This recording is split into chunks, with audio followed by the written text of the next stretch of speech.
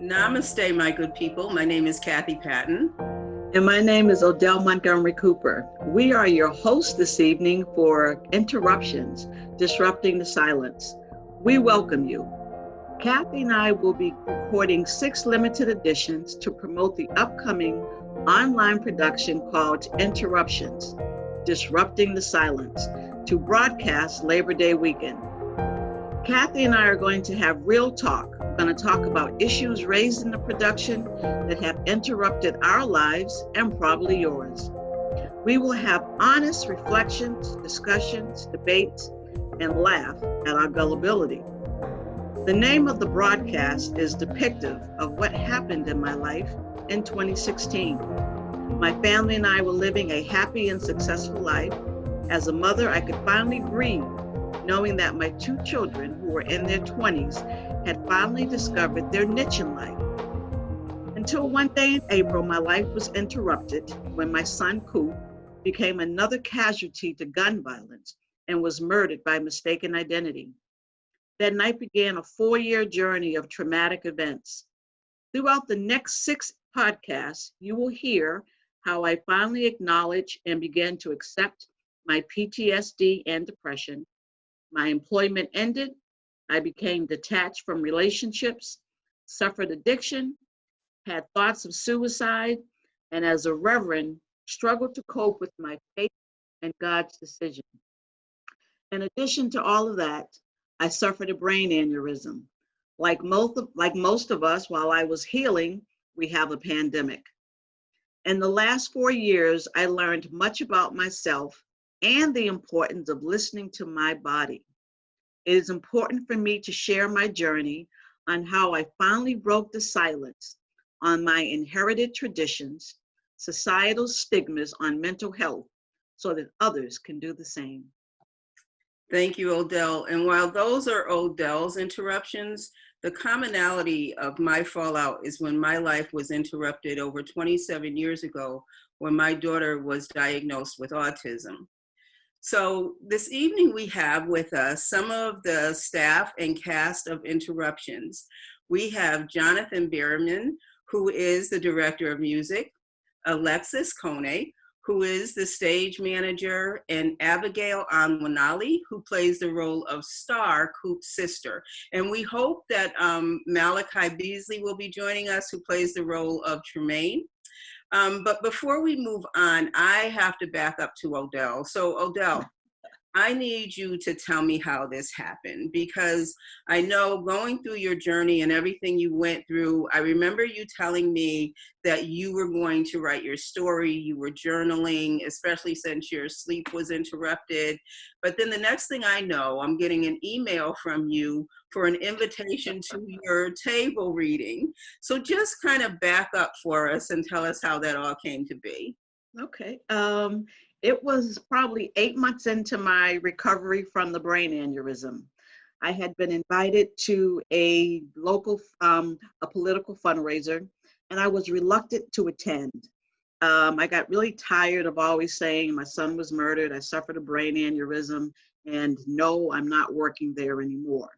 So it's always a it's always a killer of a conversation.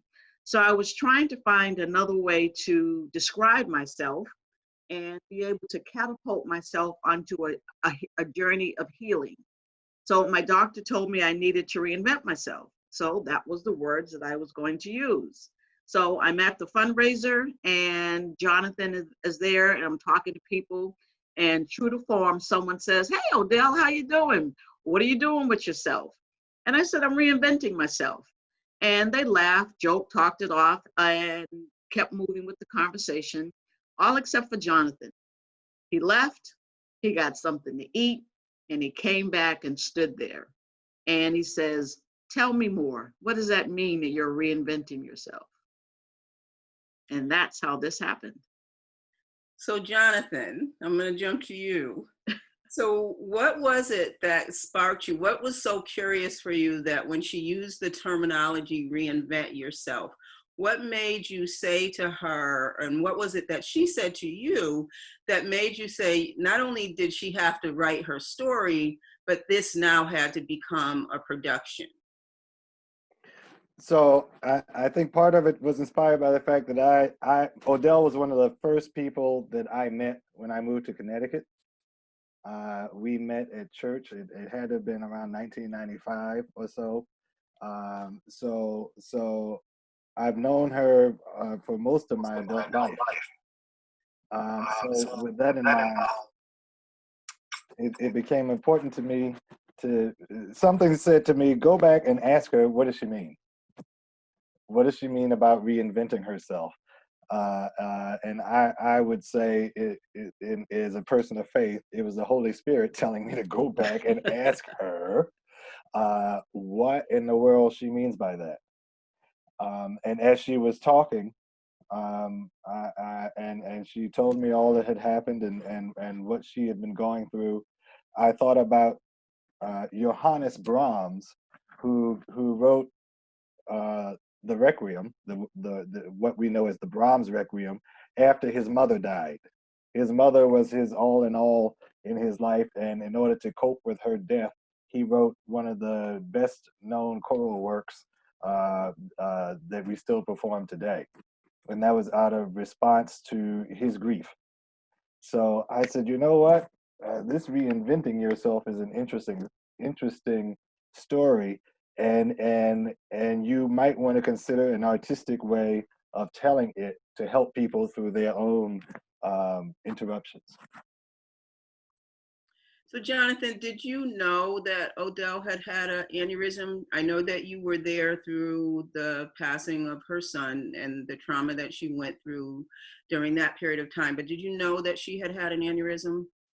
I knew that her son had passed. I knew that she had had an aneurysm, uh, but in talking to her, you would not have known it had she not told you. Okay. All right. Thank you. Thank you for sharing. So Alexis, when did you come on board?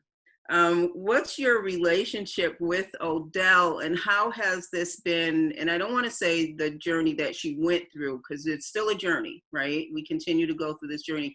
So what was your connection with Odell? How did you get involved? Yeah, I actually got involved quite recently, if you think about it, in the scale of events. I didn't know before, but Soror Odell and I are sorors. We're members of the same sorority. We're members of Delta Sigma Theta Sorority Incorporated. And actually, my line sister, who went to Yale with me, her name is AK. She connected me to Odell because she's sort of like my mentor in terms of theater. She goes to the graduate school that I'm fortunate to be attending in the fall. And she has worked on so many different theatrical productions during her time at Yale. And she, of course, has a lot of connections to the New Haven Community Theater. And so she learned about this opportunity. She's a member of the New Haven Alumni Chapter currently. And so all of these connections kind of led me to learning about this opportunity. And I reached out to Reverend Odell and just wanted to learn more about the project. And so she shared it with me. We had a phone call, and it was really nice to learn about her story. And I felt really honored to have heard about all of the things that she went through and continues to go through. And, that things happened, and I luckily signed on to the project, and here we are today. And I feel very fortunate to be working on this project with so many amazing people and so many community members that have become involved in a variety of different roles and ways. And that's part of the reason I wanted to work on the show, is because I'm from Connecticut. I was born here, and I have a really strong, loving connection with my community. So of course I wanted to take the opportunity, as there aren't really many opportunities now given the COVID-19 situation, to work on theater and connect with people especially. So this is a really great opportunity that I wasn't going to pass up. Yeah, in the midst of planning, this was supposed to be a stage production, and then COVID-19 happened, so which was our interruption. Right. And we had to shift from a theatrical production on stage to an online production. And therefore, all the people that we thought were going to be available to audition and put in their resume were no longer on campus. They were home. School had closed. The city had shut down. And so posting became very challenging in terms of how we were going to find people. And Alexis came on board at the right time. Great, great. And Alexis, it's not lost on me that Odell is sitting in front of her red and white wall, and we have this conversation all the time. So if I had known that, I would have had my pink and green blanket hanging up behind me. But we're not going to make that about that today. So that's great, though. And you're doing what you're supposed to be doing, bringing up our young people and giving them opportunities. So that's really wonderful. So Jonathan, I'm going to ask all three of you, and then of course we're going to get to Abigail, but I just want to ask all three, first Jonathan and Alexis.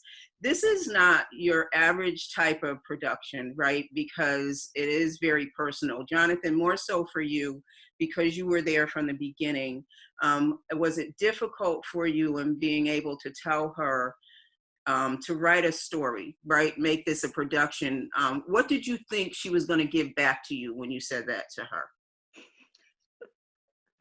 Well, when unctions hit my spirit, I really don't think about what the person is going to do with them. I know what my responsibility is in giving them. Mm-hmm. So when I told that to her, I had no idea what she was going to do with it. And lo and behold, some time passed, and here she was with this book and this production, and she had organized all of the people to Reverend Anderson to write it and put it together. So I was elated that in some ways that I did my job. It was my job to go back and to ask her, what does she mean by reinventing herself? One of the pieces that Jonathan is conveniently leaving out is I told him no. I said, I just had a brain aneurysm. I can't write. I'm relearning how to learn. And I was never able to sing in his choir because I can't sing. I don't do anything theatrical. So this part of my life, this was not anything I knew how to do, had ever done. And I said, no. And before we left the event, Jonathan said, but you know people. And before he let me leave the event, he had me call the two people that the writer and someone else, a leader statement to actually say, you know people who can do this. And before he allowed me to leave, I had to place 2 phone calls. And we had a meeting set up. That's awesome. So, that's a good friend, right? It's someone who knows what you needed as well. And Alexis, for you, while you looked at this as an opportunity to work with theater and a production, once you found out about the story, how did you feel about that? Yeah, I think I was introduced to the story in terms of the summary of the play, I would say, before I was introduced to Odell. And so obviously that's a very different experience from knowing her for so long, like Jonathan has. And so I was introduced to the story, and of course I was very moved, and I could see the impact and the message and how it can relate to so many people, how it relates to myself. And then having a conversation with Odell over the phone was really important too.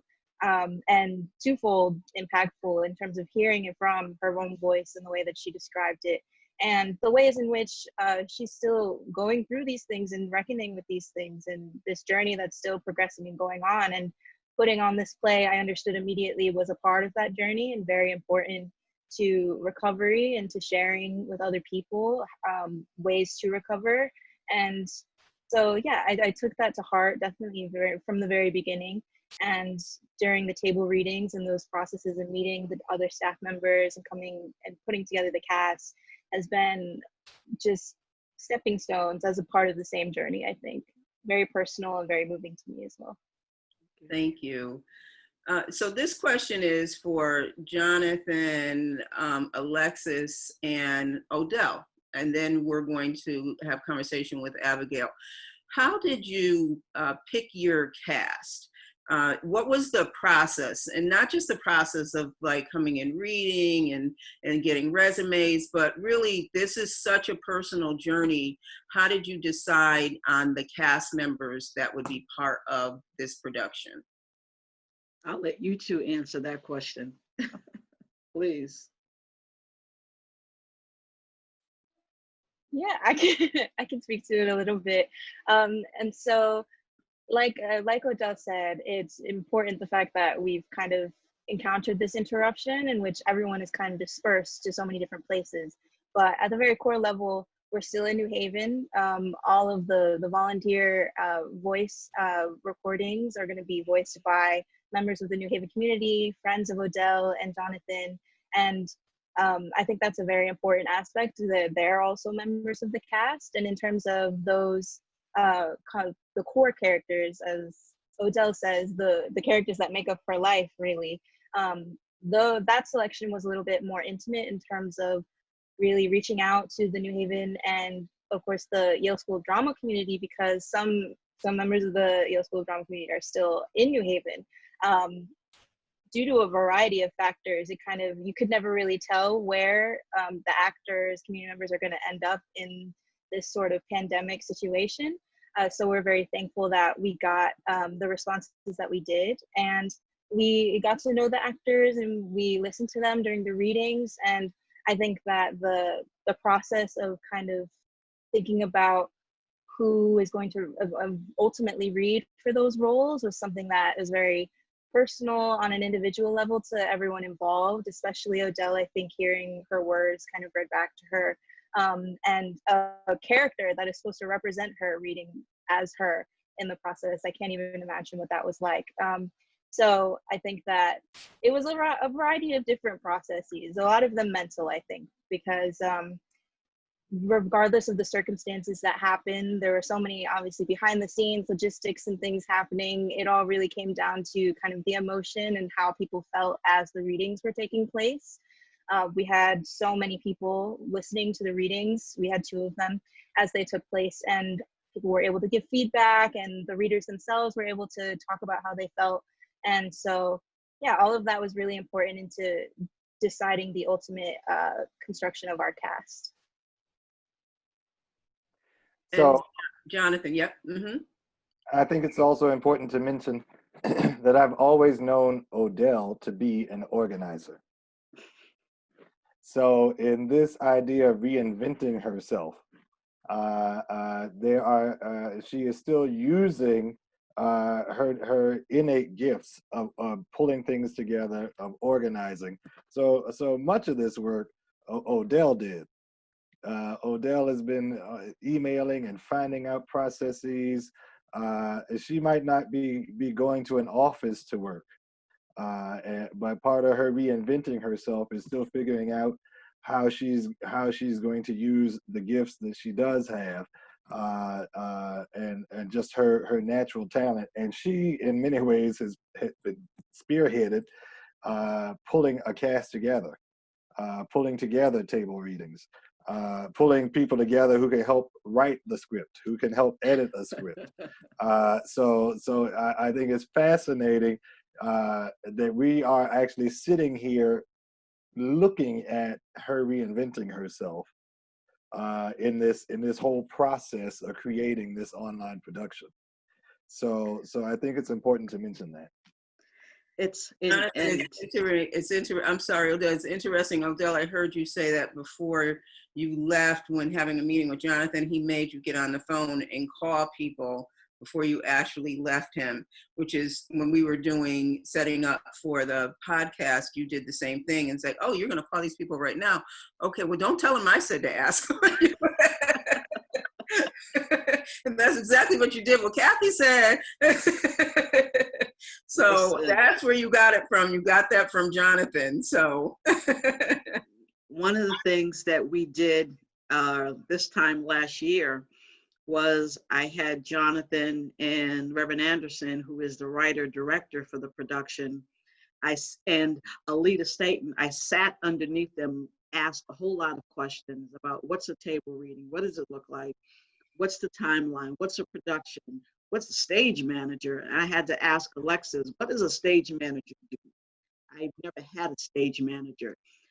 So please educate me on your role. So I became a student and learned and listened. So I couldn't read books. So I did a lot of YouTube, and I sat and listened to Jonathan and Reverend Anderson tell me what this was supposed to look like. And I just asked a lot of questions. I know, speaking of questions, I know you wanted to ask Abigail some questions. Yes, Abigail. So thank you for being on. So there are in the production, we have a person that is playing my role, and someone that is playing the role of my daughter, who's in her 20s at the time this takes place, and also hearing the voice of my son's best friend, a young male who's also in his 20s. So we wanted to give voice not just to what happens to a mother when she loses her son, but what happens to the sibling and the best friend. So we have three main characters in this production, and Abigail has come on and interviewed and has accepted the position to portray my daughter. And so Abigail, how did you first find out about this production, and what was it that made you submit your resume and audition for us? So I just like Alexis' mentor, of course, A.K. Payne, who is a playwright at the Yale School of Drama's playwriting program. She is the same year as me. We're both first years who are about to go into our second year of Yale School of Drama. And she's I trust her with anything. She's one of the most brilliant playwrights I've ever met. And so she sent to all of the actors the information for Interruption. And I read the synopsis of it, and I was like, this is based on a true story. This is somebody's life.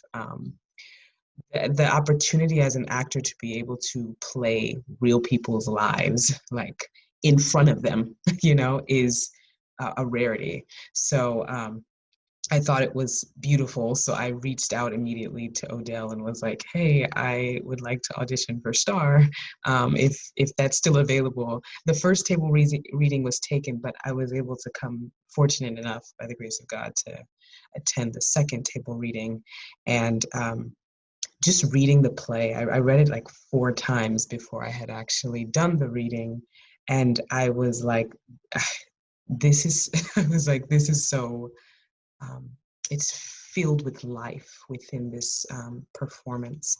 And another thing that is important to know is that as an actor that is an actor of faith, it is rare that we do pieces that are about faith, right? That talks about like questioning our faith and questioning God, and so to have the opportunity to perform this is not only fulfilling for the actor, but it's fulfilling for my spirit. So I thought that was inspirational. I'm so excited to be on board. Well, listen, we're excited to have you on. When you read for the second piece, I was getting text messages that said, oh my goodness, I closed my eyes and she sounds just like your daughter. In your facial expressions, people were texting. I think Jonathan texted me as well and said, oh yeah, she's got Jackie's mannerism, her, saucy voice. So before you even finished the table reading, folks were like, bing, bing, bing, yes, yes, yes to Abigail. And I respect the fact that you even took time out to set up a Zoom with my daughter. Yes. Yes. She says, oh, Mom, we talked for like 45 minutes and she asked me questions that I couldn't be in the room for. And part of this production, when I wanted my daughter and Marcel, my son's best friend, to share their story, they shared their story, they wrote their piece, but I had to leave the house when they gave their information to Jonathan and Lisa. They said, these are things we can't say around my mother because she still doesn't believe them about her son. But they're the truth. And we just need to be able to tell our story. And it was emotional. So I left the house, and Jonathan and Lisa heard their stories and shared their voices, because it's so important to hear from a young person's perspective of what happens when you lose a sibling. We concentrate just so much on the mother. And if I was married, it would be the father, but I'm divorced. But it's important. I wanted to be transparent, and they allowed me the space to do that. And they said, okay, we'll do this. But it's been challenging. It's been challenging for her. She says that she'll give it to you. She approved you. And Abigail, she said, I don't want to see it until it goes online production, because she had to say to me, I'm still going through it. I'm still feeling the pain, and I can't be a part of it as much as you are, but you have my support. But I don't want, she didn't want to do any interviews. So she won't be here. So I had to respect her space, but she said, let Abigail speak for me. She has the voice and the space. So thank you. Question for all three of you. Kathy, question for you. You saw the table reading. You know me. You were there. We go to the same church. You knew my son. You know my family. And you and I banter so much back and forth about the pink and green and red and white. We have such love for each other.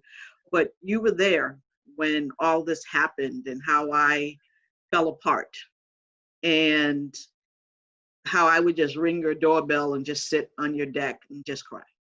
And you allowed me to do that. And then you had to come to the table reading. So what was that like for you, going to the table reading? So I didn't know what to expect. I didn't know. I know you said you were telling your story, but it caught me that it was so real, that you really shared every piece of you. And so that was difficult for me, because I saw what you went through initially. And stupidly, I was texting you during the table reading to see if you were okay. And I'm saying, she's never going to answer this, but it was just something I needed to do because I wasn't okay. I actually had to take my video down because it was very emotional for me to hear that.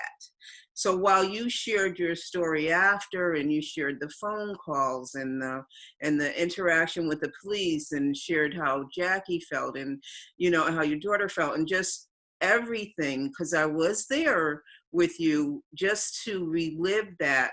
I think I was more hurt for you to have to relive that.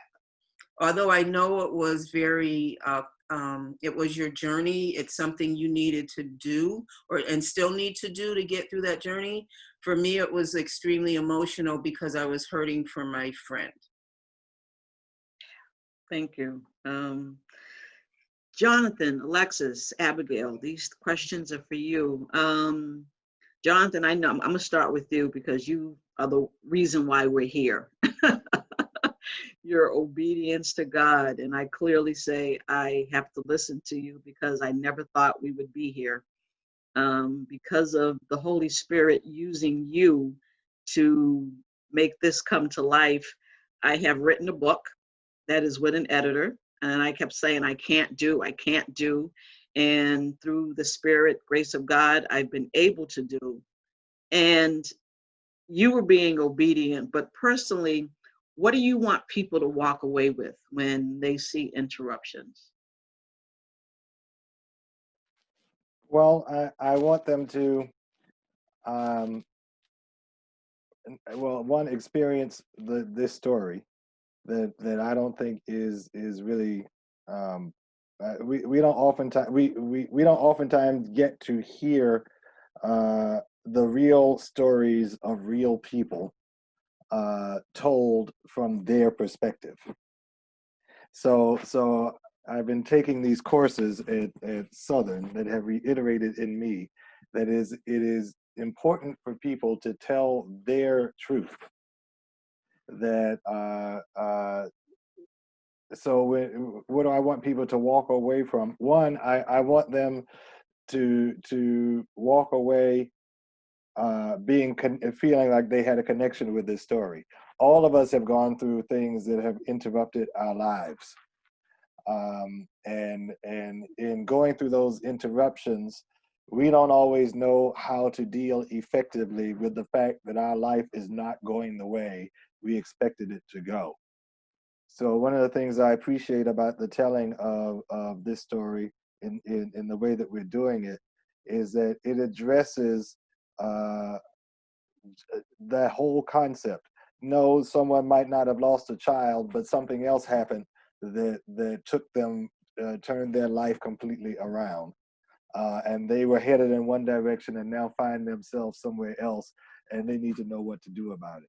I think your story helps people understand what types of things they might need to consider doing once to reinvent themselves. Yes. Thank you. Abigail, you're playing the role of my daughter. You've read the script, you said 4 times. What's your, how, how are you going to play this role of Star? What do you see in this character that you're connecting with, and how you're going to play this? And twofold, what do you want people to walk away with as you're putting your heart into this role? Well, I do think that the one thing I do want people, I do want your daughter's story to be told through my body, just to be the vessel for her voice. That's all that I am as an actor, is just to be the vessel that helps that story come alive. I think it is extremely difficult sometimes to be the actor in this situation, because now you are putting yourself in a more empathetic, very vulnerable place, because you are feeling the emotions, you are feeling everything that the person who has experienced is going through. And I'm also taking experiences that I've gone through and try to help make the story come alive. But I'm praying that what people get out of this is that they see how this woman, how Jackie has, or Star, the character, has found a way to get through the tribulations, is finding little moments where she's smiling, or finding little moments where she's hurt, or finding little moments where she's devastated. I want to make sure that the audience feels it to the point where it is it can be reached through the screen. It can be reached through that lens on the film. It can be reached. I want to make sure that feeling, that story is reached, no matter the context in which people take it as. But definitely, that's all I wish for. Abigail, I'm feeling it just by having you talk about it. Thank you. Same for you, Alexis. You've recently come on board. You were a connection from AK, and I just was able to reach out and said I need some help, because the pandemic hit and everyone's life just started to change. And the director said, listen, I'm going to need a stage manager. I had no idea what a stage manager was. I just said, I need a stage manager. And there you were, resume, stage manager. You've read the script. You're in the School of Drama at Yale. What do you want people to walk away with this involvement? What do you want them to walk away with as you're working with us? I think that what any person who does theater wants from a production is for people to leave feeling, whatever that might mean, feeling deeply. And something that I'm entering the Yale School of Drama, and something that in our department we really want to focus on, with the help of the new chair, who her name is Narda Alcorn. She really cares about the community that exists within a production, and the role of the stage manager in helping cultivate that. And in a production like this, where there are so many different emotions and it's so personal and so important that this story is told, but at the same time with the care given to the members of the team, the creators, the community members, the actors, everyone. That's something that's very important to me, and I want that to be reflected to people that view the production when it's online. And something that I've always loved is working on new plays. This is not a new story. This is not a new journey for you, Odell, and for the people that are involved, people that care about this story, but it is newly written on paper, and that is something, it's going to be new for so many people that view it.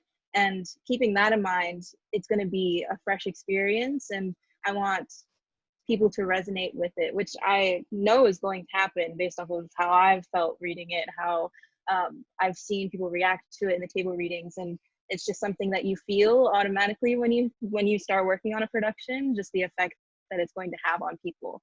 And so even though I already have an inkling that we're going to make people feel, it's still something that I'm always going to strive for. And I hope that the work and the depth with which people that are involved in the production have given in terms of their thoughts, their creativity, the effort, you lending your story to this production. I want people to be able to feel all of that in its full depth. And I think that they will. So I'm very confident in that. Prior to you coming on, Jonathan, myself, and the director, Anna Anderson, we were sitting at my dining room table, and they just said, talk about the experience, talk about what happened. And we had sticky boards, we had everything, and I just had to retell the story. So I was retelling this story so that they could figure out how to tell the story.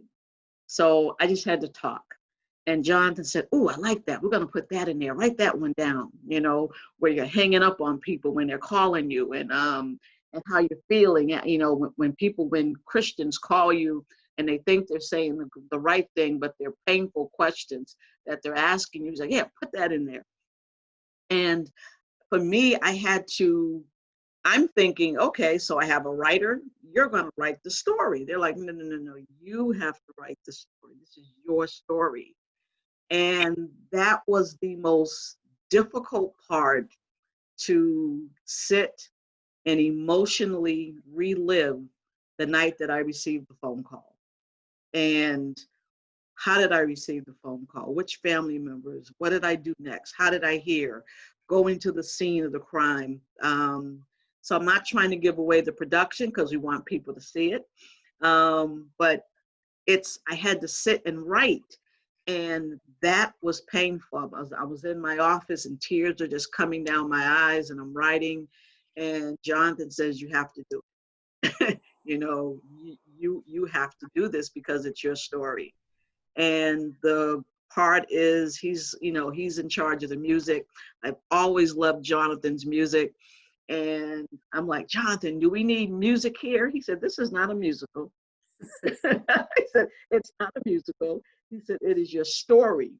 And one of the things that he said that I liked, he said, it's when a preacher is preaching, he said, if he has to play the music for the preacher to get all hyped up so he could preach, he said, it's not a good sermon. He said, I'm not doing that. So he said, this, you don't need a music.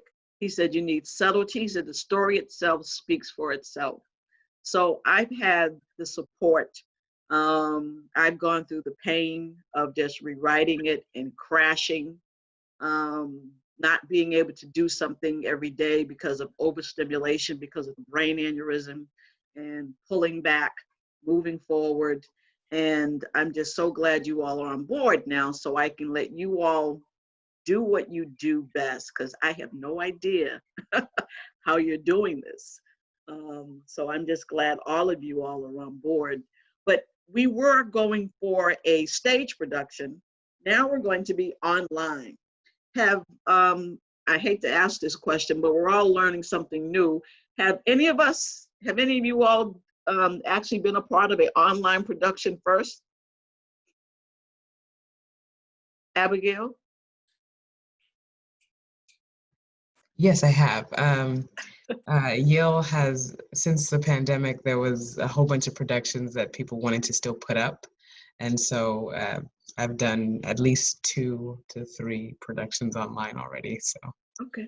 So excited. Odell, I need a bigger definition though for me. What does that mean online? What does it look like? Are we seeing people? Are we just hearing people? Are there props? Or what is that when you say production online? I need all of you to define that for us, for me and the audience. Jonathan, you want to take a stab at that? So online it can mean a whole lot of things. Sometimes people are in the same room, sometimes they're not. We look at how the news is being done now, where they're televised, but they aren't all in the same studio. They're in their own homes, they're in their own places. And I think part of that is what we have a theater that we have arranged to film in. And I think part of our challenge and our luxury is to be able to tell this story in a way that makes sense. So obviously when it was conceived as a staged production with everybody in the same room and props and all of these great things and an audience or what have you. But now that it has been reduced to or actually not reduced, but transformed to a video production, it can look differently.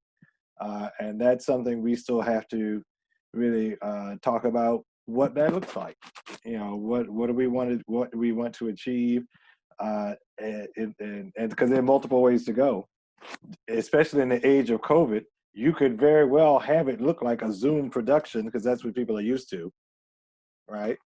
Or you could have it look like what we do for church, which is essentially a movie, where there are different parts put in.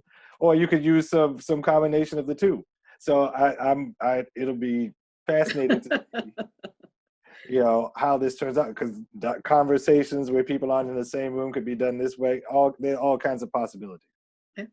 One of the things that we are doing to make sure that we honor social distancing is all of our rehearsals are going to be in Zoom, correct, Alexis? So the rehearsals will be in Zoom. They have a date where the director has asked them to be off script, which means they know their lines, and I don't know what that date is. So we'll have a date that we'll be filming at Rogamos Theater, Community Theater in New Haven. So we'll have a date that we'll do a rehearsal there and we'll film there. And what we're doing now, again, to honor social distancing, instead of filming the entire production, we are filming each scene separately so that we can only have limited cast in the theater. So we're filming each scene, and the film guy, whatever he has a technical name, excuse me, this is a new Film role guy, for me. right? His name is David Trapazio. He's works at Co-op. He was referred to us by Charisse. And so he's recording and he'll edit, put everything together. The other piece when COVID-19 hit is that we needed to cut cast. So we have a lot of voiceovers. People, instead of being present, showing up doing cameos, they're now either texting me or calling me and having these conversations. So I had to go to my network, I had to call my sorority sisters, my friends, and said, could you read this voiceover? Could you read this? Could you do that? And they've all said yes. Yes, I'll do that. So it's been wonderful to have a network of support of people from New Haven and my friends from high school. They're going to be reading voiceovers. Never even heard of a voiceover, but they're doing voiceovers. So we have about 10 to 15 people that voices you'll recognize performing voiceovers for the production. And then wonderful Reverend Kev has the contract. He's going to host it online. We'll be able to sell tickets through Eventbrite. And when you buy your ticket, you'll receive a link to how to view it online. And for right now, our dates are Labor Day weekend, that's Saturday and Sunday. And we'll have more specific times as these podcasts go on. But every time we turn around, we have another interruption. So we are hoping that this is it. Did I miss anything, Alexis, in terms of this online production? No, you spelled it out very perfectly. Okay. So Kathy, that's what an online production looks like. Thank you. Thank you. So it's interesting. I'm really excited about that. So I heard something from everyone, their journey and how they felt. I really, Abigail, of course, Jonathan kicked it off. And then when Abigail talked about meeting with your daughter, and then just from everyone in terms of how they felt reading about your story. So I need to ask you, when you hear them say that, and then when you sat and listened to the story, not wrote it, not sitting around your kitchen table, but when you actually were at the table reading, you asked me how I felt. And I want to throw that question back to you. How did you feel? I cried because I had to write it, but when you're living with the text for so long, is the actor actually portraying what actually happened, and then Jonathan and Lisa said they're not going to read the words verbatim, they're putting their own spin on it. So look for them to be themselves, and that's what we want. But there were different pieces of it that I couldn't listen to, pieces that I thought I was going to cry on that I didn't. The piece there were some pieces that were difficult to hear again, and others that were, oh, she nailed it. That's how I was feeling, or the person or it's Kelly Knight who's playing my character. She was very nice in some scenes.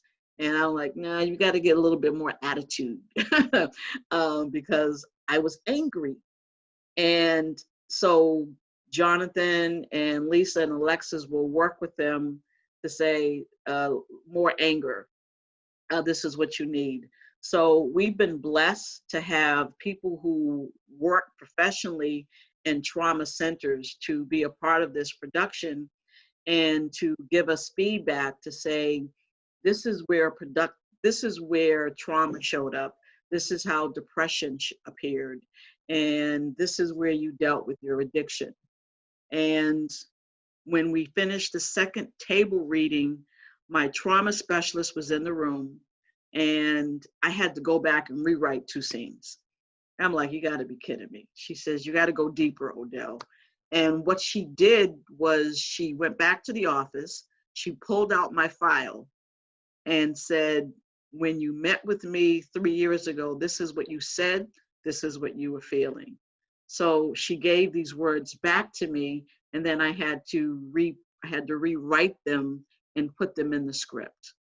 But just hearing it is being able to help another person identify that this is not something you can pray away. My faith is strong. My faith is there, but I was mad at God, and our tradition says we're not supposed to be mad at God, but I was, and I wrestled through that, and I never hardened my heart, but I was mad, and I questioned why, and I was angry, I was angry. I didn't understand if this is what God had for my life, then I don't want it. I want something else. But I want to be able to know that even though I prayed and I wrestled with God, I would not be where I am today if I didn't have the network of support that I had and counseling. And in our culture, you don't go to counseling. Counseling is taboo.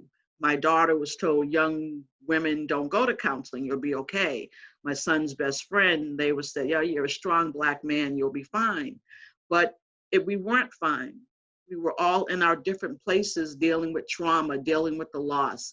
And I want people to see themselves, because trauma is trauma. COVID-19 is another layer of trauma that has hit our community, and we can't just cover it up. We have to be able to say, how do I write my own narrative, my own story that I want to heal, that I want to live better than how I'm living. We have our community, they're suffering with addiction, as I did. And, who thinks, educated, masters, teachers at a seminary, professional person has an addiction. You know, people don't want to know how you got through. They just want to know that you got through, that you're on the other side. So I decided to stop, and I wanted to be transparent and show the pitfalls of me falling and getting back up, falling, needing help. Asking for help was the hardest thing. Saying I don't know how to do something. I can't feed myself. I can't feed my family. I can't pay my bills. And then having the network of support of people that came to my rescue. So it was challenging, but it was remarkable to see. Some of my sorority sisters said, I didn't realize you had gone through it that way. And they're like, I wish I had known. So I want to be able, it was great seeing it, to your question. It was difficult hearing it.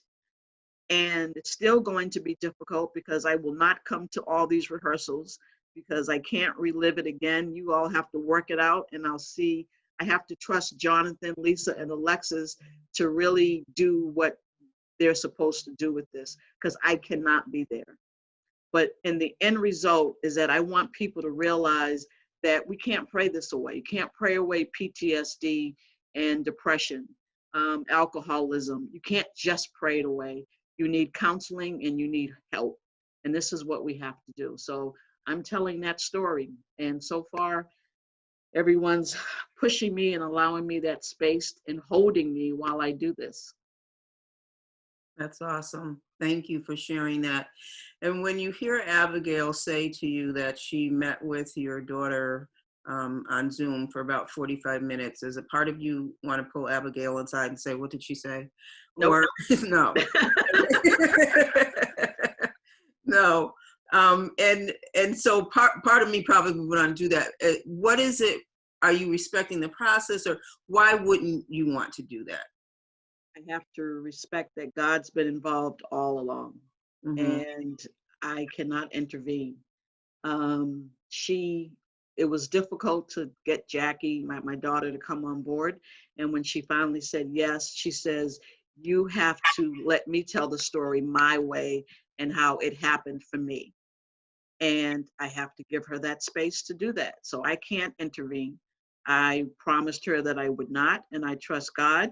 God used Jonathan to get us here, and we've had a lot of interruptions, still fundraising, still doing everything that we need to do to get this to production. And I have to trust, I'm trusting God. Thank you. Abigail, how do you feel? You had that conversation with Jackie, and were you at all worried when you were doing your performance? Were you worried about how Odell would feel in terms of what you had to share during the production? Or were you simply just moving through and saying, I'm going to do this to be the best person that I can be in terms of performing her part? Mm-hmm. I think at first, when I was starting, of course, that there's always that fear of like, am I messing this up? Am I not sounding like her? Am I not really taking her on? I think in the time that I was talking to Jackie, she gave me permission to do as I feel with the performance, which made it a lot more comfortable for me to go in. I listened to her voice. I recorded it. I listened to her voice. I was like, let me hear it. Let me make sure that I am in the same register as her. I mean, I'm not going to be her. At the end of the day, there's no way my body can 100% be her, but I can try my best to play her to the best of my ability. So yes, there was a lot of fear, like am I sounding right? But at some point, as you have to let that go and just let the performance take over, because the words that I was saying was taking more power and more precedence over my opinion of what I thought people were thinking. Yeah. Great, thank you for sharing. And then Jonathan, I'm purposely coming to you last. So Alexis, how did you feel? Odell raves about the perfect, oh, we've lost Alexis. Okay. Yes. All right, so Jonathan, I'm going to jump to you. Did you at all have a concern about how Odell would take this? Once you saw it all together, were you concerned about how she would feel actually seeing the performance? So Odell was a part of the script writing. I think it helped to. She knows what she wrote, and here we are. Well, so we're a year into this. So she knows what she wrote. She knows what's in the script, and if anything, the concern is that we get it right. When telling her story, and Jackie's story, Star's story, and I forgot the other name that we gave. Tremaine. There we go. So the major thing is that we tell the story so that it has impact, and so it is more a question of how is the audience taking it. It ought to make Odell cry. When somebody tells your story and it allows you to relive it, it should make you cry. Mm-hmm. There's some part of it that connects with you. There's a truth, and there's healing in the ability to cry. You know, and hopefully the crying, yes, is sometimes reliving the story, but it's also in the fact that it's honestly told. So my concern with Odell is making sure that whatever we're saying resonates with her in an authentic way. If it resonates with her in an authentic way, I know it will resonate with the audience who's seeing this for the first time, the second time, and even the third time. Because this, and I can honestly say, I don't know of any script that's been written in this way that tells that has so many nuances that are truly from the African American perspective in 2020. And I mentioned to Odell that my hope is that this will be the raisin in the sun of this generation. Beautiful. Oh, you know, I have to tell you what Jonathan suggested is we have Howard K. Hill is actually speaking his own part as the role of the funeral director. So See, you gave that away. You probably weren't supposed to say that, but no, that's okay. That's a plug. So we just have All right. 2 minutes left, and Alexis, I'm sorry we lost you, but thank you for joining back in. My final question, then I'm going to go to Odell for final remarks, is were you at all worried about when the production was finally being aired, how Odell would go through that? Oh, yeah, sorry about that. My Wi-Fi dropped off. That's okay. But yeah, if you mean personally, yeah, I'm definitely, I want to keep in mind the caring for the people that are involved in this production, and especially Odell. I think she's been on my mind throughout the beginning when I joined this process, and the moment that I had that conversation with her on the phone. And I'm definitely convinced that she's just a profoundly strong person. I have no doubt in my mind that she can take care of herself, she can take care of her emotions, and she's taken the steps to make sure that she protects her emotions throughout this process, as she's explained. But of course, I think that everyone that's involved is going to be thinking of her in those rehearsals, and going to be thinking of her when the production airs online. Of course, we all will be. Because she's the very essence of this story. And yeah, I think that's something that we'll be keeping. It's her journey, and we're very happy and proud to be a part of it. So Thank you, Alexis. Okay, Kathy. Yes, thank you for this opportunity, and I'm going to turn it back over to you for final comments. So this is our first podcast. We have 5 more. Next week, Kathy and I are going to talk about another scene from the production called How Did I Get Here? So that's all I'm saying. That is next week. How did I get here? And So, in other words, if you want to make God laugh, tell him what you have planned. oh yes. And no matter how dark the clouds may seem in your life, when you rise above them, the sun is always shining. Thank you all for being here. I love you, appreciate you. And we'll be Kathy, my host. I'll see you next week. Good night. Thank you. Good night.